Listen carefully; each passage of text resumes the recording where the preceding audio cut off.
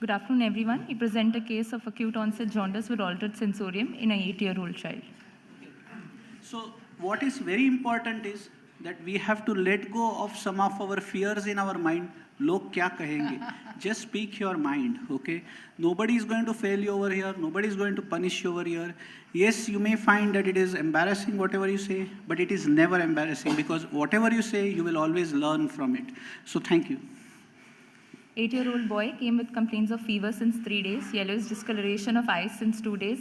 On inquiry, the child was drowsy and there was increased daytime sleepiness. Developmentally, he was a normal boy studying in 3rd standard.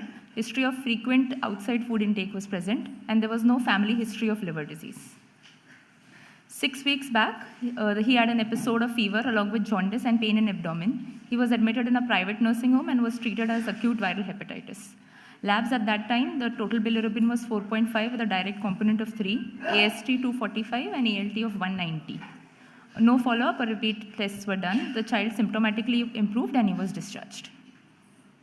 So I think I would like to ask the audience, and sadly, you should know all the answers because this was discussed in the last case. Any further history? So we want to ask the last 5 rows, not the first 5 rows. So any further history that you would want from this child? Or do you want her to go back and tell you what the brief history is? Can you repeat what your history was, please? Yes, sir. Fever since 3 days, yellowish discoloration of eyes since 2 days. Okay. Any other history that people would like to ask? Come on, guys, wake up. Lunch is just finished. Sorry? Daily? Bleeding. Okay, yes. Any history of bleeding? That's important. Drug? Yes, I said daily. So drugs? Yeah. Vomiting? Okay. And okay. I think should we go further because then we'll get to the... So the history that really needs to be asked is this. And I've just put an ingestion of wild mushrooms because I don't know whether anybody of you sees mushroom poisoning in India, but we do see that occasionally in the Western world, and they do see a lot of it in the Eastern European continent. So, you please keep this in mind if a child comes to you with jaundice about them going and eating in the wild park. Okay, next. On examination, when he came, he had low-grade fever with mild distress. GCS was 15/15. For abdominal examination, the liver was firm, smooth surface with sharp margins. Right lobe was 2 centimeters below the costal margin, the mid-clavicular line. Left lobe was 3 centimeters with a span of 12 centimeters. Spleen was 2 centimeters firm in consistency. No bruit over liver spleen, no ascites. Okay. So I think I'll ask the panelist, and Vibhor, you get the privilege because you came a little bit late. So any other examination findings that you would like to do? Any other examination from the case? Huh? Please go back to previously. Sorry. Go back to the slide. Yeah. Okay. We don't want to, but we'll do this once only. Okay. Okay. In examination, here, basically, if there is any... this is the first presentation. First presentation of the 8-year-old boy with some recurrent episodes of jaundice. So one is if there is KF ring on eye examination, any coagulopathy on any signs of multivitamin deficiency, any dry eyes are getting any vitamin A deficiencies on examination. This I will like to, because there is a spleen and a liver with sharp margins, though it can present in an acute one also, but in between I will also like to keep is there is a presentation of a first presentation of a chronic liver disease. So need to see any stigma of a chronic liver disease, like there is a clubbing is there, and the spider nevus that we can see on the upper part of the trunk, that I like to see. So I think what you have made some quite key relevant points that you want to make sure that the signs of chronic liver disease have been looked for. So can you go to the next slide? So the signs of chronic liver disease that you would look for, and I don't think everybody looks for a parotid enlargement, but not necessary. But xanthelasma is important in some of these children who present. Again, it's an unusual for this child, but I want to make sure that you look for it. And then, like you said, clubbing, palmar erythema, spider nevi, which can be easily missed, sometimes are important. And the scratch marks which can be seen, especially if the child is pruritic. And you also made a relevant point that it is important to differentiate whether this is an acute presentation or whether there's a presentation of a chronic liver disease or an acute and chronic presentation, which is possible as well. Any comments so far, or are we happy to go ahead? Please stop us if we are moving in the wrong direction. If you have any contribution, we want to hear from you. We want to learn from you as well, as much as we want to have a learning experience from. I have a Yes, of Go course. back to one slide. I just want to say one thing here, and that is that since the child had signs of unconscious, he came to us unconscious, so we should make it clear to the postgraduates here that on the general examination, we are really wanting to know the signs of CLD, which means largely parenchymal or cirrhotic, rather than looking for cholestatic liver disease. Okay. So I would just like to differentiate between those two so the students know that we are dealing with a parenchymal disease rather than with a cholestatic liver disease. Fair point. Fair point taken. Thank you for that. Okay. Yeah. In differential diagnosis, we consider infectious hepatitis A, B, E, EBV, CMV, herpes virus, autoimmune hepatitis, metabolic Wilson's disease was considered more, then cystic fibrosis and alpha-1 antitrypsin, vascular Budd-Chiari, drug-induced antibiotics or antitubercular medications, and biliary tract diseases, choledochal cyst, acute cholecystitis. So I think this is a wide differential diagnosis for an 8-year-old boy who presents with jaundice, not necessarily applicable to this child as such. This child has very specific diagnosis probably, which is falling into the metabolic category. But I just wanted to ask the audience as to how many of you see drug-induced liver injury, especially from antibiotics, which are quite commonly used. Any comments on that from the audience? Anti-tuberculous drugs you see, but antibiotics, not much. Because we do see sometimes erythromycin, which can cause cholestatic hepatitis, and we do also occasionally see augmentin really causing some cholestatic hepatitis as well. But I think the difficulty over there, because these are dose independent and these are not dose dependent, so having a proper history, because the child may have had the antibiotics a few weeks before and then presents with that. But so that you need to take that into consideration. So it may not be immediately after the antibiotic course. There might be a lag period in between as well, because it's an idiosyncratic Sometimes reaction. even widely used albendazole. Albendazole, yes. Yes. So basically, if the patient, many children who have a liver disease going on, and then they 6 monthly or sometimes it's given, so it can exaggerate the jaundice. Good, you mentioned albendazole, and I wanted to ask you, because I was at a conference on acute liver failure recently, where the Eastern European guy presented that albendazole causing acute liver failure. Now, this was the first time that I have come across it, but I'm sure whether you have seen it within the Indian. I haven't. But there are a few heads nodding, and now this is the time when the first 5 rows should take advantage of the opportunity and say how many that they have seen, or have they seen, yes or no? No. No liver failure.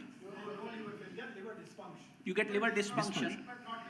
Not liver failure. Yes, fair enough. That's. That I have seen, they've been repeatedly given albendazole. Okay. Somebody gives and then somebody repeats again for recurrent abdominal pain. Oh. So repeat doses of albendazole gives liver dysfunction, liver failure. That's what we thought as well, because we thought that this is really a case report in a New England Journal of Medicine, really, because albendazole, usually I agree. Okay, so recurrent doses of albendazole. Yes, Seema. I'm again troubling you, but this differential diagnosis, I want the biliary tract disorders to go out of it. I'm clear about it. This cannot be a differential diagnosis of the case that you have shown us. And he's that's got what, HE. He's got. And in my defense, Seema, I did say that this is not the differential diagnosis that will apply for this child. Yeah. But for a child who presents with jaundice at this age group. Without HE. Without unconsciousness, I would have let it go. But since there is unconsciousness present, I want the last one to go out. And then I also want to go further and ask you, what are you wanting a differential diagnosis for? Are you wanting a differential diagnosis for the chronic liver disease, which is possibly, like Vibhor is saying, is there? Or are you wanting a differential diagnosis for the acute precipitating cause? So this is a mixture of both. And I think I take your point completely, and I agree with you. But what we are trying to do over here, and what I and Surbi tried to do over here, I'm just dragging Surbi into it and sharing my blame, but really what I'm trying to do over here is that I wanted to give a fair overview of what conditions can present with jaundice in this age group. and then depending on the symptoms, then Okay, tease them out. we can go ahead. Is that okay? Yeah. Thank Till you. now, I think there is encephalopathy or not? Sorry. No. There is, Like, that's why I have a Paracetamol? problem. It's a very good question. You see, paracetamol overdose can cause acute liver failure, but never causes cholestasis. And that's the difference between the two to a certain extent. I want to also mention one point that let's not talk, irrespective of this case, whenever we see fever for 3-4 days and drowsiness and some hepatitis or some transaminitis, we need not diagnose or put it directly as acute liver failure. These two can be two different problems. There might be hepatitis and there might be encephalopathy related to sepsis or maybe Kawasaki or whatever it is, immune mediated. So transaminitis or some hepatopathy with altered syndrome may not be always linked towards liver failure. Okay, so we did further investigations on this child, and these are the investigations which clearly show that, and for the point which was made during the last presentation, that the alkaline phosphatase is low over here, the transaminitis is high but not very high, and the total bilirubin is really high in this child, and a viral hepatitis screen is negative. Next slide. What will you do next? Thank you. INR is 3.3. Corrected or uncorrected? She put the next slide on, but that was good question and good answer. So always we have to, if the first presentation, if your INR is high, please give vitamin K in the cholestatic child, so that then you check the INR again. And there is a debate as to when you should check the INR, but I would say leave at least a duration of 4 to 6 hours before checking the next INR, and then you make your decisions based on that repeat INR. The PALF study says two vitamin K is given, 10 milligram, given 6 hours apart, and then 6 hours later you do the... I would say that vitamin K, I know the PALF study says that, but we do it in practice sometimes. Practice we usually No. do The this. reason I'm saying this is because the PALF study, in all fairness, is collected from centers which are experienced in managing liver transplantations and liver diseases. We are over here, as you pointed out to me, talking to the general pediatric contingent over here. So if you waste 12 hours, you might waste a window of that I agree. opportunity. Completely. So I think one vitamin K, repeat it within 4 to 6 hours. If it is high, please speak with your pediatric gastroenterologist, hepatologist, whoever, but please. Okay. On further investigations, HB was the same, 10. Total count had just risen up from 7,000 to 9,000. Platelet was almost the same. Total bilirubin had gone up to 23 with a direct fraction of 15. AST and ALT had also gone up to 600 and 350, AST being more than ALT. And albumin had dropped from 2.5 to 2.2. Alkaline phosphatase was also the same, 63 to 70, and INR had increased to 4. Ammonia from 100 had increased to 120. And sugars were maintained in the child. Okay. Blood culture, urine culture showed no growth, and USG abdomen was suggestive of altered ecotexture of liver with mild hepatomegaly. Splenomegaly was present. Portal Doppler was suggestive of no portal hypertension. Okay. So Does this narrow your differential diagnosis? Just put the slides up, because we've done this in the past. Yeah, in the past presentation. What would you do next now? Any of the panelists? Okay. Okay, yeah, so for me this is definitely a chronic liver disease in the background, because you have an albumin which is going down from 2.5 to 2.2. You have an ultrasound which is definitely favoring the echogenicity to be high of the liver and the splenomegaly. Now with a presentation of almost what is, I'm not wanting to confuse these students here, but there's something called as acute on chronic liver failure. You may go back and read it up on your own. Just read one definition, not both the definitions that we follow. Like there's an EASL definition, there's an APASL definition, whichever you want to follow. But what this case is definitely looking like acute and chronic liver failure. He is having he's having definite CLD in the background. In the foreground, he began with jaundice, which is as high as 21. In APASL definition, it should be more than 5. He has an INR which is more than 3.3, and in the APASL definition, it should be more than 1.5. And there should be a second hit in the form of either ascites or encephalopathy. The child has encephalopathy. So he's fitting into ACLF to me with a background. Now, if you ask me what is the cause for this kind of a presentation, both these two conditions that she's just mentioned are possible. But more sick one is Wilson's, and I put my bet on Wilson's here because there's more of synthetic involvement. Yeah, your bet is correct. Your bet is correct. This child has got Wilson's. But what we wanted to highlight from this case is this child of Wilson's is different from the child of Wilson's which was presented previously. This child's INR is 3.3 at presentation. If I remember, that child's INR was 1.5 at presentation. 2.5. 1.5. That child did not have an altered sensorium at presentation. This child has an altered sensorium at presentation. And it's always good when the moderator and the panelist do not agree. It's entertaining for the audience. So let me entertain you. So what I want to entertain with you is, I agree that acute and chronic liver failure is an entity. I agree that chronic liver disease, there is an acute. But what is important is, when you say, and just this is how the PGs get confused, okay? When you say acute liver failure, and when do you say acute and chronic liver failure? The acute and chronic liver failure has come from the adult world in the background of mainly alcoholic liver disease, where there is a precipitating factor. The precipitating factor may be infection, could be acute alcohol injection. What we are trying to do is use that same criteria into the pediatric world. And we need to be really careful, especially in children with Wilson's disease, because Wilson's disease is one condition where acute liver failure, and you will learn about this in your Wilson's disease conference, is Wilson's disease acute liver failure, you need to really act very quickly. There may not be precipitating event, and they behave differently, to some of the acute liver failures that come, and they need to be considered for transplantation early as well. So there is no precipitating event over here. But for me, even there's something called as flare of Wilson's disease, which is the acute precipitating event here, possibly for me. Okay, so I take that point, but what I'm trying to say is, in acute and chronic liver failure, please can we make sure that there is a precipitating event before we label that, because I don't think it's as important for you over here, but for us it is very important, because how we list the child is different in some of these categories back in the UK. The autoimmune profile was negative. Serum cellular plasmin was 3 milligram per DL. Coombs test was negative. KF ring present, and 24-hour urine copper was 700 micrograms. Perfect. Let's move on. I think this is all done. So we need to just move on because this was presented previously. The modified, okay, the SPEGAN position paper as well, we can move on.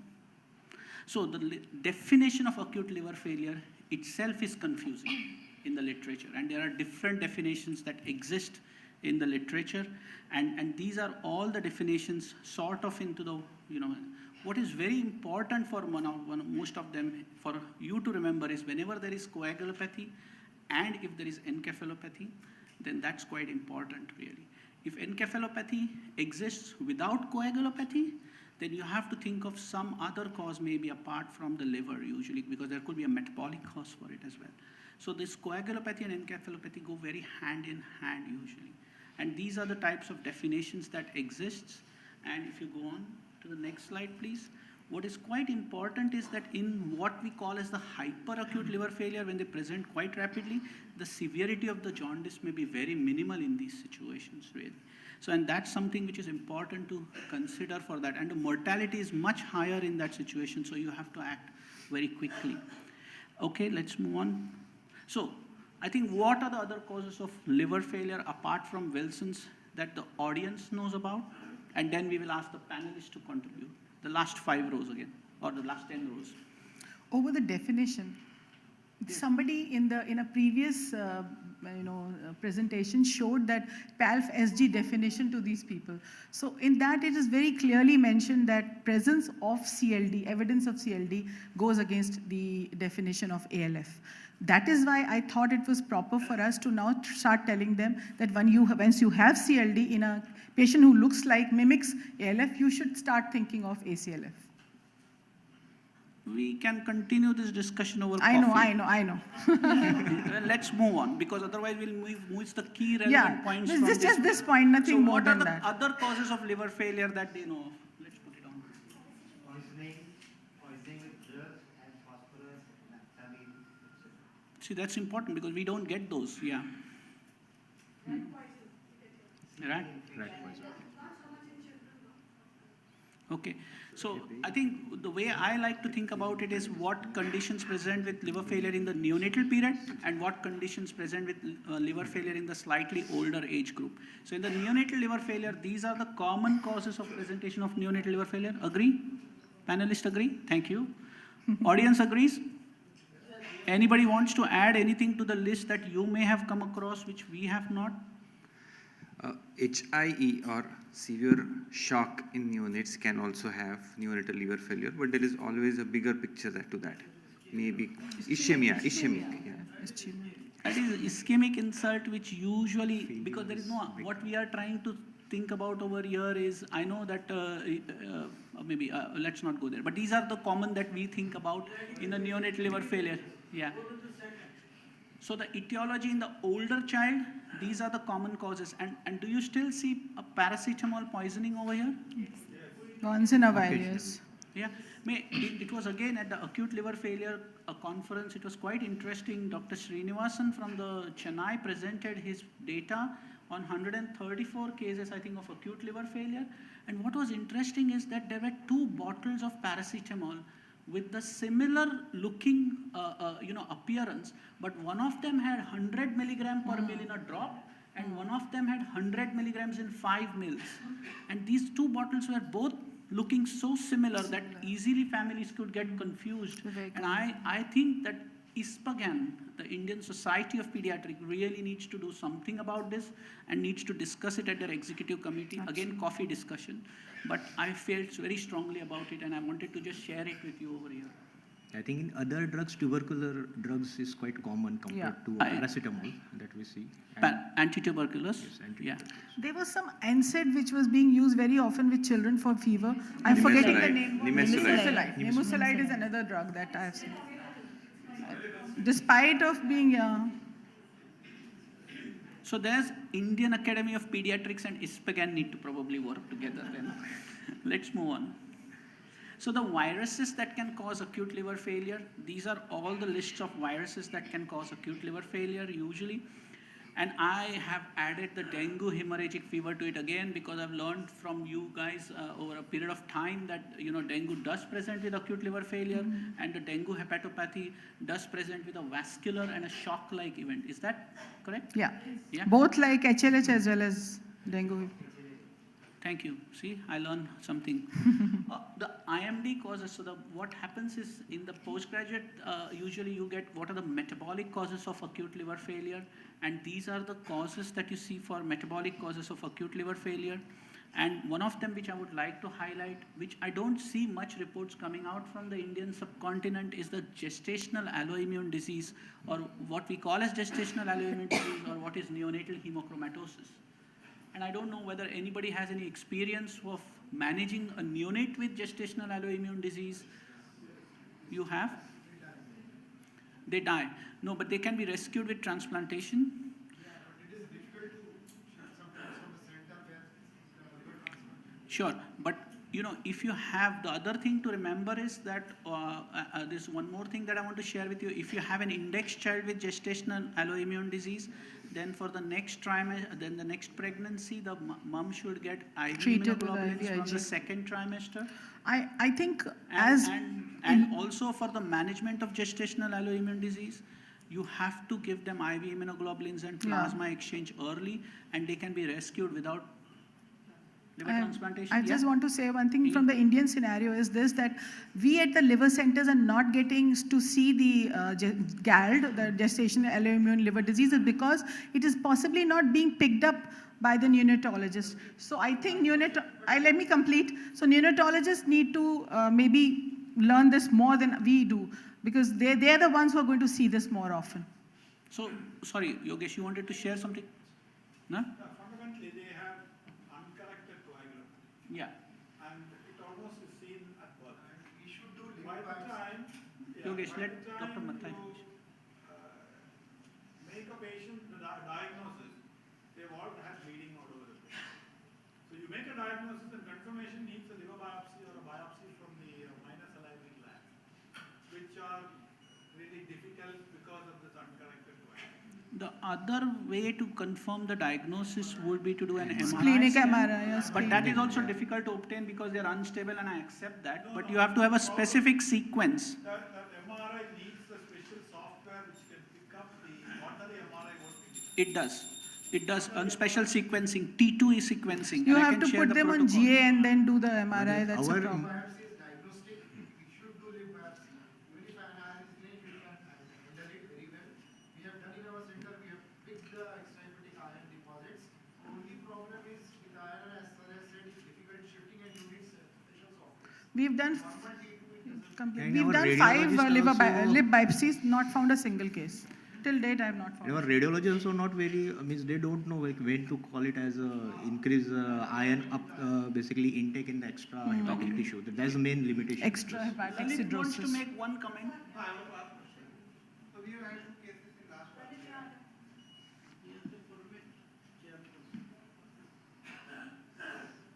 So we had 2 cases of GALD in last 1 year. So plasma exchange, IVIG fine, we managed both of them with this. In your experience, how many percentage would not need a liver transplant? You see, because in our experience, we've managed them with a liver transplant previously. We've not seen GALD recently in the last year or 2, but there is one child definitely who has occurred in the last 3 years who has been rescued by just IV immunoglobulins and plasma exchange. And if you speak in the US, to the US hepatologists, and they have now not considering GALD as an indication for transplantation. They are actually finding good results with IV immunoglobulins and early use of plasma exchange in this. So this treatment goes on for just few weeks and then the child is Child gets cured? better. Yeah, because you clear the antibody. It's like ITP to a certain extent. Shall we now? Okay, so the child is now talking about going to college and is not making any sense. So clearly he's getting encephalopathic. So can you just tell us about the staging on encephalopathy while we put it up on the screen and share your concerns? Vijit, would you be able to do that? So, encephalopathy has various grading and we can read about it. As we start from the stage 1, it can be at times very difficult to pick up, but altered talk or a disturbed sleep pattern can be very important to pick it up here. Then drowsiness, confusion, behavioral changes, mood swings are in step 2, and as it progresses, it becomes comatose in stage 4. And we can always do EEG to confirm the staging, but I think clinical is quite relevant here. I think the other point that is important to highlight is, how do you diagnose encephalopathy in a 2-year-old, 3-year-old, 4-year-old? It's very difficult. Really difficult, really. I think it's only after they go to a certain age, and I find in the personal experience that once they go beyond 6 or 7 years of age, you can sometimes make a diagnosis, depend on close observations that you do over a period of time. But in the earlier age group, in the neonatal age group, it's practically impossible to do it, really, the encephalopathy diagnosis. EEG, I don't think is very helpful personally, because any child who's sent for the EEG, they say it's related to liver disease. Do you feel there are any, are there any markers? Can ammonia be a marker for it? No, I think we have tried to correlate ammonia with encephalopathy, but we have not been able to, because encephalopathy can exist even with a normal ammonia in these situations. So it's really difficult to correlate ammonia with the staging of encephalopathy. What is sometimes very difficult for us is when the child goes into stage 3 encephalopathy, to shift him into ITU becomes very difficult for us, because the child is still breathing. And for us, the child can't go to ITU if he's still breathing. That's a simple definition. But the cerebral edema can worsen, the child can cone, and hence we have to shift this child into ITU situation and electively ventilate them when you think that they are progressing from stage 2 to stage 3. What about neuroimaging? So we also intubate a patient, anybody who's beyond 2. Yeah. 1 and 2 we manage in the ward, and 3, the beginning of 3 we intubate the patient. What was your question? Now, when do you do neuroimaging, and what modality would you do? So if you have a patient who's got liver disease, who's getting encephalopathic, you want to send to a pediatric gastroenterology, hepatology transplant center, would you do neuroimaging, and what modality? Not as a rule. Very good. So I think we don't do neuroimaging, but it can be helpful only. And a CT is usually much more helpful in this situation because it's easily available, it's quick as well, and it's easy to monitor the clinical status of the child in the CT With scanner. contrast or without contrast? CT with contrast. For bleed, okay, No, don't need no. that. For raise ICT or something, you need to No, put I think contrast. let's go on, because the main purpose of doing the CT is, will you push to the next slide? The main purpose of doing the CT is you want to know whether there is any cerebral edema or not. So for that, you don't need contrast. Suppose you don't. Suppose there's just a situation. You have a quite significant, clinically significant raise ICT, and patient want to shift to some other center, and we don't know whether the brain is functioning or not. And Sorry, say that again. blood to knees, like how is the cerebral perfusion, and whether that patient should be shifted maybe of 7 or 8 hours of journey. To make that decision, sometimes CT contrast may be required. CT contrast? CT head and CT brain and contrast. Suppose there is no perfusion, is it point in like shifting this patient to? If there is loss of gray and white matter differentiation, sorry, but you have the end of game. Okay, there's no point in shifting the patient anywhere really, you know. So because that can be seen even in non-contrast. non-contrast situations. You know, the contrast situations are not going to help you. You might, get an MRI scan. There are some fancy sequences which are available which can tell you the perfusion of various parts of the brain, and that you can do, but that takes long time and the child is unstable. Like in which situation should we do? I think the CT scan we do in the situation is child is listed for transplant. That's You the get the place, yeah. transplant, you get the liver, the child shows suddenly focal neurological signs, dilated pupils. You should not know, you do not know whether to transplant the child or not. Liver is a scarce resource. At that time, while taking the child to the transplant theater, we do a CT scan. CT scan okay, child goes to transplant. CT scan That's not okay, right. transplant cancelled, liver goes somewhere else. Yeah. So And child comes That's back to exactly the active point yes. where we are So for doing. shifting and all this purpose, the CT brain is not required for. Not required. Not required. So I don't think we should waste our Yes. time in neuroimaging. Your focal, your clinical acumen, your neurological signs elicitation is more important in these situations. And you should sooner shift the child. Can I? I'll let can Surabhi speak. Can I'll I let just Surabhi have speak. one little word? One We little only. We face a lot of trouble when we see receive these patients because of cerebral edema. And one thing that we have seen in these patients is that they have been flooded with FFP before being sent to a center of transplant. Flooding with AFP means what he's We are just coming talking to about. Yeah. we're coming to that. Acute liver failure management.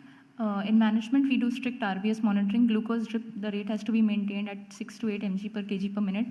Proton pump inhibitors to be given. Patient to be covered with IV antibiotics. If inotropic support is required, noradrenaline is preferred. And fluid maintenance, we do as per urine output. In lab monitoring, we monitor the CBC, electrolytes, LFTs, renal function tests, glucose, ammonia, arterial sample is preferred, lactates, PTINR, calcium and phosphorus levels. Okay, so next question. What is the frequency that you will do the test once the child is in your center? Any of them? Consensus, no consensus, yes, no. So depending on the clinical. No. The Condition. clinical, So this first- child is in acute liver Intubated At now. admission, yes. He's intubated, no? Immediately after admission, one sample, resuscitate them by the fluid and repeat after the 6 hours. 6 hours. I okay? would do 6 hourly. 6 hourly. In first 24 hours, 6 hours, and then we decide. Perfect. If the child is listed for a transplantation, then you can relax some of these, okay? Once it is important to do that until you decide whether the child needs a transplant or the child is going to escape without a transplant. Coagulopathy, if vitamin K is given in deranged INR, no FFP is to be given unless active bleeding or if there is any planned procedure. Procedures are to be done only if the platelet count is above 50,000. Platelet transfusion is to be considered if the count is below 50,000. I think she makes a very valid point over here. You know, all of us, including myself, and we are worried about this high INR that we see 6, 7 in acute liver failure. Really, it's not the INR that causes these children to bleed. It's the platelet count. And that's been shown in hemostatic studies which have been done in acute liver failure. So a high INR should not be corrected as FFP. That's what we wanted to make a point. That, because FFP once you give, you lose the monitoring tool for the next 24 hours. Yes, if it is a life-saving situation, would you agree, Dr. Yeah. Yeah? Especially if the child is bleeding or if you're planning for a central line and INR is 6, I would definitely give one FFP, but otherwise no. Otherwise, because we lose the monitoring tool. And no, I just have I just have a question for everybody here. There are some protocols for transfer of patient. So when you transfer a patient, they say that they try to monitor and bring the INR back to normal before the patient reaches the So for that transfer, is it for that you're giving FFP? I want an answer to that, because then the people should know that whether you need to give FFP You so won't much get or an not. answer to that from this audience. This audience is not ready to No, answer I'm any asking question. my hand is like this. Oh, I don't think we need to. You will get an answer from here. I don't think I would give FFP in No. that situation to normalize things. This is what I'm trying to say, that in the acute liver failure, it's not the INR which is going to cause the child to bleed. It's the platelet count that is going to cause the child to bleed. So please pay attention to that. Sometimes even the fibrinogen may be quite low and might have to give a cryoprecipitate, and you may not have to give an FFP in that scenario. It still influences the clotting.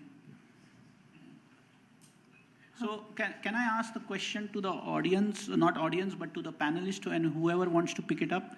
How many children with ALF improve in your experience? And what do you think are the prognostic factors? Because it's important for the audience over here to know which factors will determine that the child is likely to improve or not. So if you ask me, 30 to 40% in any other situation, but the patient that you're talking about right now is grade 3 or 4. Has he reached grade 3 and 4? If he's reached grade 3 and 4, then the chances are less. In specialized centers, of course, it'll go up to 50%. Otherwise, it's 30 to 40%. In grade 3 and 4. Okay. Any spec? It doesn't make any difference. If there is a tissue hypoxia, perfusion is affected, your pyruvate is going to go up and it's converted to lactate. Right. So you need a pyruvate there when you comment on a lactate. You Okay. can't do a pyruvate. It is Not easy to easily get lactate by just a blood gas machine can give. Even the screening, we usually do a lactate pyruvate. So probably.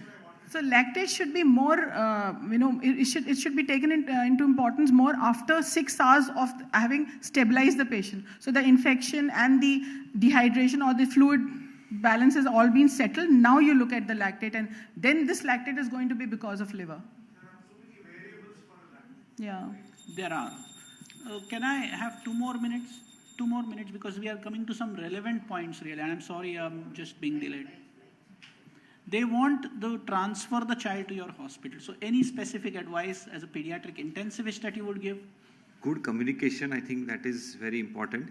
Secondly, these patients may not have fever, and in spite of that, ALF can have secondary complication as sepsis. So it is, even if you think it is hepatitis A or Wilson's, which is not related to infection causing ALF, we have to give gram-negative and a gram-positive cover after sending a blood culture. Even 30% of patients may have normal WBC count also. So this is important. And a good communication, as sir rightly pointed out, towards platelets, especially if it's a very long travel, I would consider giving platelets if they are less than 50,000 before they transfer. And do not hesitate to intubate and shift. Yes. In the grade 2, even in the early phases of grade 2, Yeah. because on the transfer they shift. And maintenance of sugar and N-acetylcysteine, I think.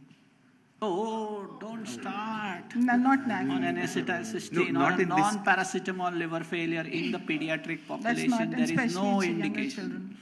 No indication. I It think helps the hepatologist. It feels we are doing something for the patient, but it doesn't help the patient in this situation. Actually, a worse outcome has been shown in using N-acetylcysteine. I think recognizing the higher grades of HE and intubating is what Vibhor has just mentioned is the key point. And the second point is do not overload the patient and make him cerebral edema and cause more problems for him. These two things are very important. Infection, to me, happens mostly starting from second week onwards, is more of a problem than in the first week.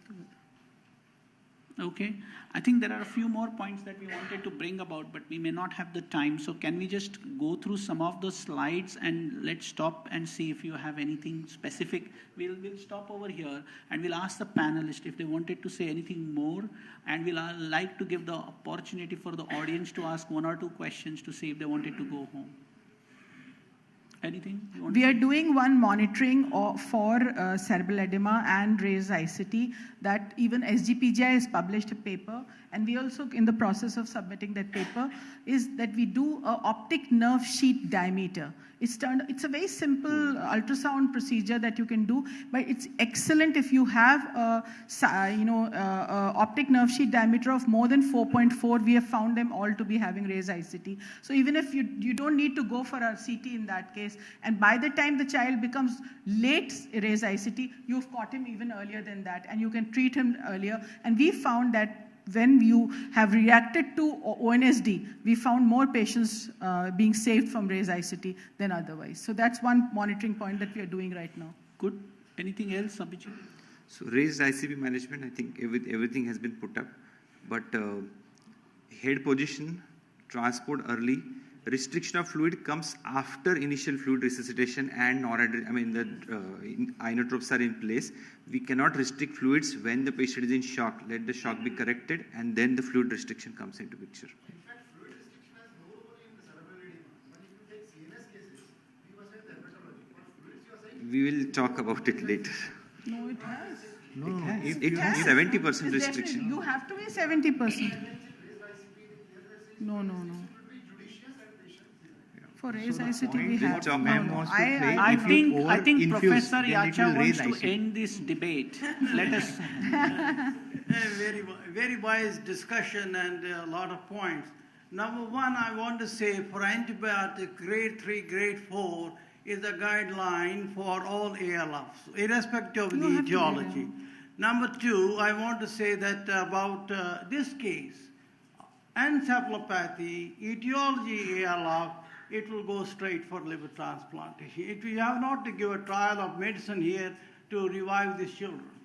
This is very important. Even if you use the King's College criteria, it is beyond that. Where you have alteration in sensorium and Wilson's disease etiology.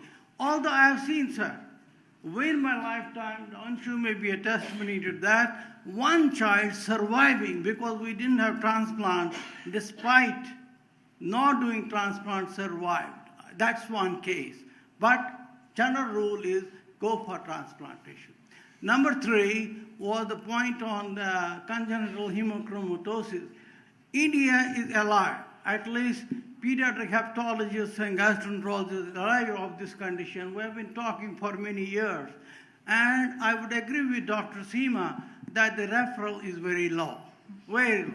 It's not that we don't give IVIG and plasma exchanges, maybe 1 or 2, but these case identification has been a problem. As for the lip biopsy, good, but alternative is MRI pancreas. And we have done MRI pancreas in a couple of patients where you may have black pancreas. That's absolutely iron staining in the pancreas. We are alive to this fact. Congenital hemochromatosis is something which is salvageable if diagnosed on time. And if you have second SIB, as you rightly mentioned, that earlier SIB has died, we can start IVIG. It's a landmark study in journals where they have shown a very good efficacy. So, thank you. And this child was shifted to Global Hospital for plasmapheresis and then underwent a successful liver transplant and is alive. And a younger sister and a family was screened for Wilson's disease. And I don't know about the parents. Do we know about the parents? Parents were also screened. They were negative. And They were donors, so they were screened. They were donors, so they were screened. Oh, I see. Okay, he knows more than me. You do the case. The case only, we are facing a big problem in this country. That's the lab. Labs, are they giving the correct validated reports or not? As far as these autoimmune, Wilson disease, all these things are concerned. But generally, we have improved over the period of time. That the diagnosis has become the second important thing. We have to create the awareness on this disease. That all pediatricians should be able to identify Wilson disease as early as possible. That's very vital and a job for all pediatric GI to work with IAP. Thank you for that lovely comment to end this session.